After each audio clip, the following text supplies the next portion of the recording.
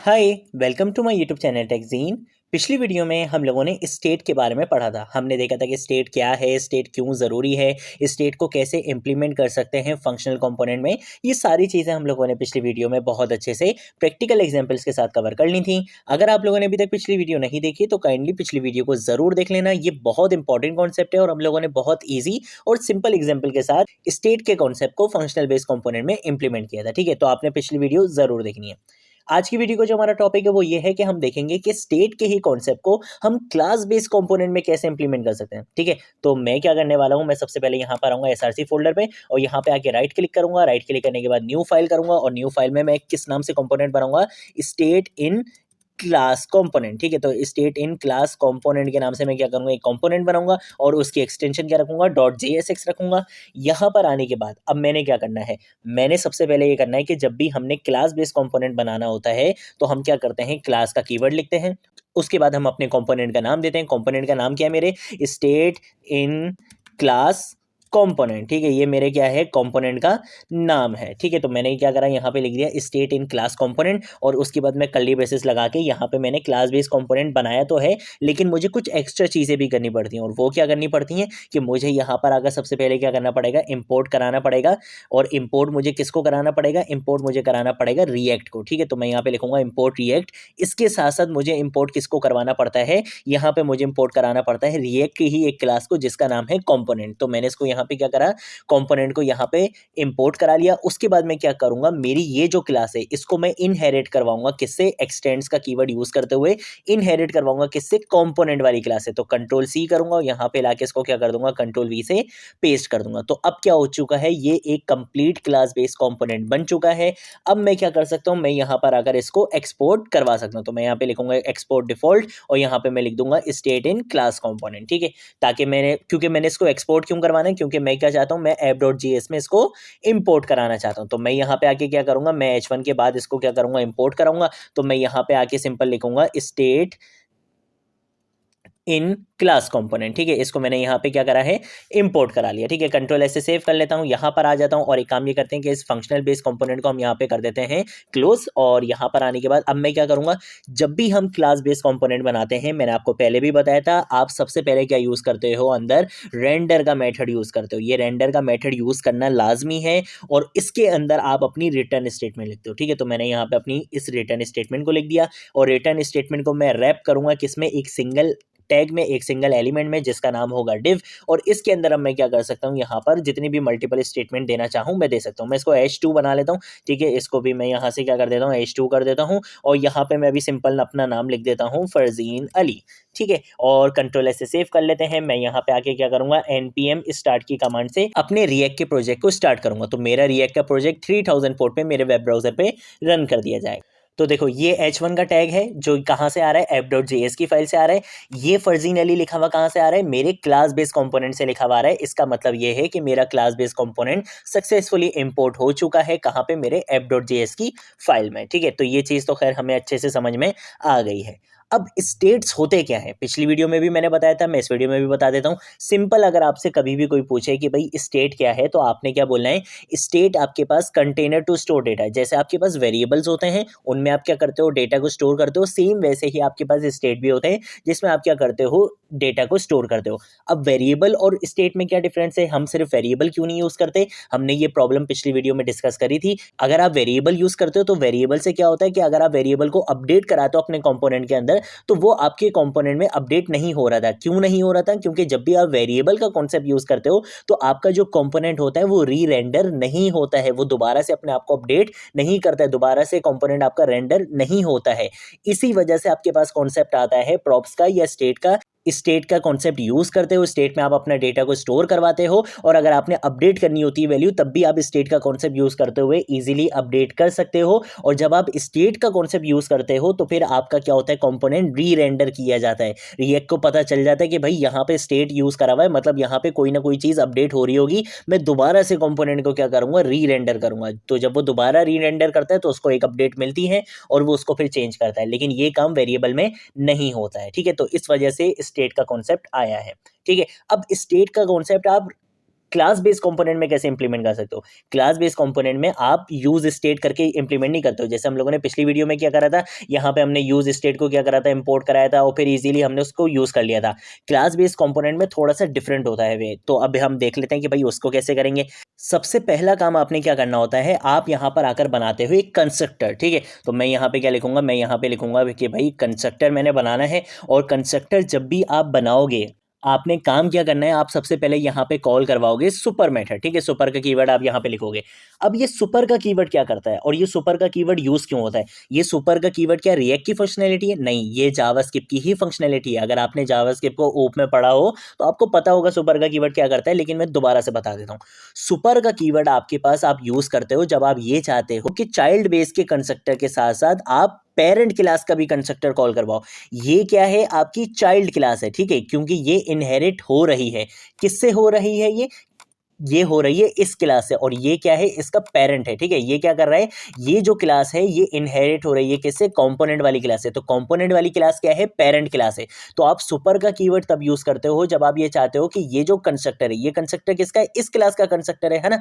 जब आप ये चाहते हो कि भाई आप अपनी चाइल्ड क्लास के कंस्ट्रक्टर के साथ साथ आप पेरेंट क्लास का भी कंस्ट्रक्टर कॉल करवाना चाहते हो, तो फिर आप क्या यूज करते हो? सुपर का कीवर्ड यूज करते हो, ठीक है। तो आपने यहाँ पे सुपर का कीवर्ड लाजमी यूज करना है। उसके बाद आपने यहाँ पे क्या करना है, दिस डॉट के बाद आपने यहाँ पे यूज करना है स्टेट की प्रॉपर्टी, ठीक है। स्टेट आपके पास क्या है, यहाँ पर एक ऑब्जेक्ट है और इसके अंदर आप क्या करते हो, अपने डेटा को स्टोर करवाते हो, ठीक है। जैसे मान लो कि भाई मैंने नेम वाली प्रॉपर्टी के अंदर अपने डेटा को स्टोर करवाना है, ठीक है। नेम के अंदर मैं यहाँ पे वैल्यू दे देता हूँ, फॉर एग्जांपल हुजैफा दे देता हूँ, ठीक है। मैंने यहाँ पे क्या करा, नेम में वैल्यू दे दी हुजैफा।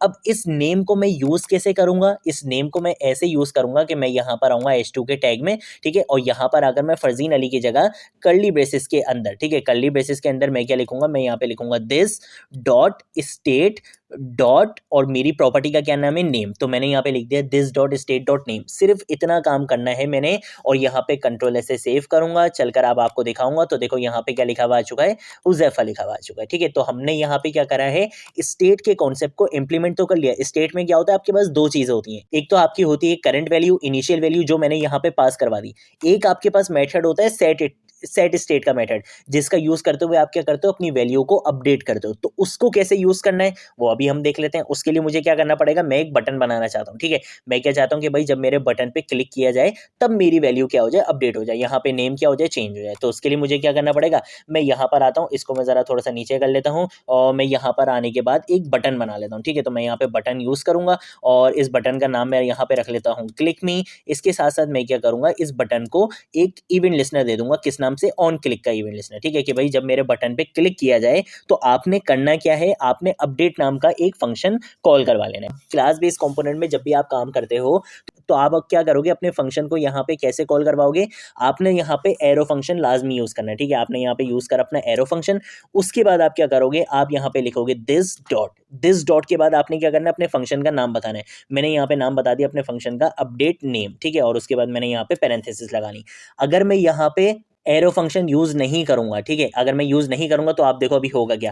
अगर मैं फॉर एग्जांपल यहाँ से एरो फंक्शन हटा देता हूँ, ठीक है, और मैं अब एक काम ये करता हूँ कि मैं इस अपडेट नेम वाले फंक्शन को यहाँ पे बना भी लेता हूँ, ठीक है। तो मैं यहाँ पे क्या करूंगा, अपडेट नेम का फंक्शन का यहाँ पे बनाऊंगा। फंक्शन का कीवर्ड आप यहाँ पे यूज नहीं करते हो, ठीक है।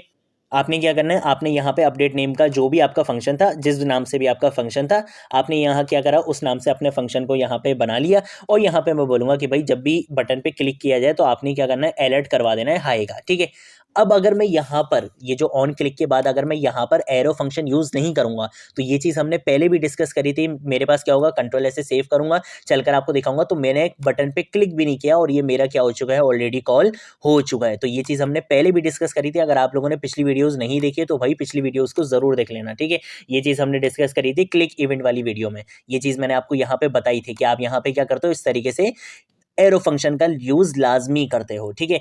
तो मैं आ जाता हूँ यहाँ पे, और मैं क्या करूँगा, यहाँ पे आके अपने इस एरो फंक्शन को लाजमी यूज़ करूँगा, वरना ये ऑटोमेटिकली क्या हो जाएगा, कॉल हो जाएगा। तो मैंने अब जैसे ही एरो फंक्शन को यूज़ करा, कंट्रोल ऐसे सेव करूँगा, चलकर आपको दिखाऊंगा। देखो अब ये अलर्ट अभी खुद से नहीं आया, जब बटन पे क्लिक करूँगा तभी ये अलर्ट आएगा, अदरवाइज ये अलर्ट नहीं आएगा। देखो बटन पे क्लिक कर रहा हूँ तभी अलर्ट आ रहा है, अदरवाइज नहीं आ रहा, ठीक है। तो इस वजह से हम यहाँ पे क्या यूज़ करते हैं, एरो फंक्शन यूज़ करते हैं। जो भी पुराना कॉन्सेप्ट हम पढ़ते जाएंगे, जो जो यूज़ हो रहा होगा, वो मैं सारी चीज़ें आपको बताता रहूँगा कि कौन सा कॉन्सेप्ट कॉन्सेप्ट हमने कौन सी वीडियो में कवर किया था, और हम थोड़ा बहुत रिवीजन भी साथ साथ करते रहेंगे, ठीक है, ताकि आप लोग बिल्कुल भी कोई चीज़ भूलो नहीं।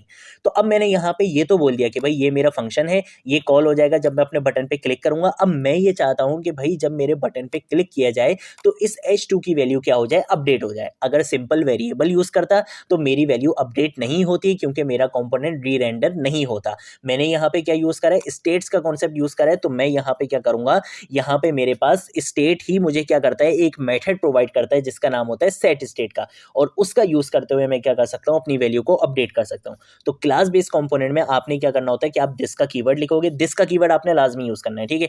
दिस का कीवर्ड लिखोगे, उसके बाद आप यहाँ पे यूज करोगे डॉट, डॉट के बाद आप यहाँ पे क्या लिखोगे, सेट स्टेट का मेथड कॉल करवा लोगे, ठीक है। इस सेट स्टेट के मेथड के अंदर आपने यहाँ पे कर्ली ब्रेसेस यूज करनी है। अब इसमें आप क्या बोलोगे, इसमें आप ये बोलोगे कि भाई ये जो मेरी नेम वाली जो प्रॉपर्टी थी, इसके अंदर पहले जो भी वैल्यू थी, अब इसमें अब आप क्या कर दो, यहाँ पे कर दो आप फरजीन, ठीक है। तो अब क्या होगा, कंट्रोल एस से सेव करता हूँ और चलकर आपको दिखाता हूँ। अभी यहाँ पे क्या लिखा हुआ है, उज़ैफा लिखा हुआ है, लेकिन जैसे ही बटन पे क्लिक करूंगा यहाँ पे क्या होगा, फरजीन लिखा हुआ आ जाएगा। देखो जैसे ही बटन पे क्लिक करा एकदम से यहाँ पे क्या लिखा हुआ आ चुका है, फरजीन लिखा हुआ आ चुका है। तो ये कॉन्सेप्ट होता है किसका, स्टेट का, क्लास बेस्ड कंपोनेंट में। कि आप क्लास बेस्ड कंपोनेंट में स्टेट का कॉन्सेप्ट कैसे इंप्लीमेंट कर सकते हो। अब एक चीज़ और देख लेते हैं, जैसे पिछली वीडियो में हमने ये भी देखा था कि अगर मैंने काउंटर एप्लीकेशन टाइप बनानी है, ठीक है, मैं ये चाहता हूँ कि भाई बटन पे क्लिक करते हैं तो मेरी वैल्यू क्या होती रहे, इंक्रीमेंट होती रहे। इस तरीके का अगर कुछ बनाना चाहता हूँ तो वो कैसे बनाएंगे, इसी को कंट्रोल डी से कॉपी लाइन डाउन करूंगा, कंट्रोल स्लैश से इसको कॉमेंट करूंगा, जल्दी जल्दी करके दिखाऊंगा। इस नेम के अंदर मैं क्या स्टोर करवा दूंगा, जीरो स्टोर करवा दूंगा, ठीक है। ऐसा होता नहीं है कि नेम किसी का भी नेम जीरो नहीं होता है, लेकिन खैर हम यहाँ पे कर लेते हैं। तो मैं इसको क्या करूँगा, कंट्रोल डी से कॉपी लाइन डाउन करूँगा, यहाँ पे कंट्रोल स्लैश से कॉमेंट करूँगा। मैं सिर्फ आपको ये बता रहा हूँ कि अगर आपके पास इंटीजर में वैल्यू होगी और आप उसको अपडेट कराना चाहते हो तो वो काम आप कैसे कर सकते हो, ठीक है। तो इसमें क्या होता है कि अब आपके पास यहाँ पे ये चीज़ तो होगी नहीं, तो आप यहाँ से इसको हटा दो। अब आपने क्या करना है, आप यहाँ पे यूज़ करोगे दिस डॉट स्टेट, और स्टेट के बाद आप यूज करोगे डॉट, आपकी प्रॉपर्टी का क्या नाम है, नेम नाम है। इसमें करवाना क्या है, कितना इंक्रीमेंट करवाना चाहते हो। मैंने बोला कि भाई हर बार क्या हो, +1 होता रहे, मतलब नेम के अंदर जो भी वैल्यू है उसके बाद क्या हो जाए, उसमें +1 हो जाए। कंट्रोल ऐसे सेव करूंगा और अब यहाँ पर आऊंगा, यहाँ पर अभी क्या लिखा हुआ है, 0 लिखा हुआ है। जैसे ही बटन पे क्लिक करूंगा 1 हो जाएगा, क्लिक करूंगा 2 हो जाएगा, क्लिक करूंगा 3 हो जाएगा, क्लिक करूंगा 4 हो जाएगा। हर बार क्या होगा, +1 होता रहेगा, ठीक है। तो ये कॉन्सेप्ट होता है आपके पास किसका, स्टेट्स का कॉन्सेप्ट होता है ये क्लास बेस्ड कंपोनेंट में। अब देखो, अब आप जैसे जैसे हम कॉन्सेप्ट पढ़ते जाने ना, आपको खुद समझ में आता जाएगा कि फंक्शनल बेस्ड कंपोनेंट क्यों ज्यादा यूज होता है। आप अगर यहाँ पर काम देखो फंक्शनल बेस्ड कंपोनेंट में, तो यहाँ पर हमने बहुत इजीली चीजों को कर लिया था, हमें इतना ज्यादा इशू नहीं हुआ था, हमें इतनी ज्यादा कोई चीजें यूज नहीं करनी पड़ी थी, ठीक है। लेकिन यहाँ पर क्या हो रहा है कि आपको कंस्ट्रक्टर भी बनाना पड़ रहा है, ठीक है, आपको सुपर दिस कीवर्ड के चक्कर में भी पढ़ना पड़ रहा है। लेकिन यहाँ पर ऐसा कुछ भी नहीं था। आपने क्या करा था, सिंपल यहाँ पे एरे डी स्ट्रक्चरिंग का कॉन्सेप्ट यूज करा था, बहुत सिंपली आपने क्या कर लिया था, अपना काम कर लिया था। लेकिन यहाँ पर आप इस तरीके से काम नहीं कर पाए, आपको थोड़ी सी कॉम्प्लिकेशंस आई हैं, ठीक है, ये चीज होती है। तो ये इसी वजह से होता है कि आपके जो फंक्शनल बेस्ड कंपोनेंट होते हैं वो ज्यादातर यूज किए जाते हैं, और ये टाइम टू टाइम आपको खुद ही आइडिया होता रहेगा कि फंक्शनल बेस्ड कंपोनेंट क्यों ज्यादा पावरफुल हैं, क्यों ज्यादा वो इतने ज्यादा यूज होते हैं, ठीक है। तो आज की वीडियो के लिए इतना ही। अगर कोई चीज नहीं समझ आए नीचे कॉमेंट सेक्शन में पूछ लेना, सोशल मीडिया अकाउंट्स में पूछ लेना, मैं जरूर आप लोगों को रिस्पॉन्ड करूंगा। वीडियो को देखकर 1-2 बार प्रैक्टिस जरूर कर लेना, ताकि आपके कॉन्सेप्ट अच्छे से क्लियर हो और आपकी बहुत अच्छी प्रैक्टिस होती रहे, ठीक है। आप कोई कॉन्सेप्ट भूलो नहीं, ठीक है। तो कोई चीज़ नहीं समझ आए नीचे कमेंट सेक्शन में पूछ लेना, ठीक है। तो आज की वीडियो के लिए इतना ही। अब हम मिलेंगे नेक्स्ट वीडियो में नेक्स्ट टॉपिक के साथ, तब तक के लिए बाय बाय।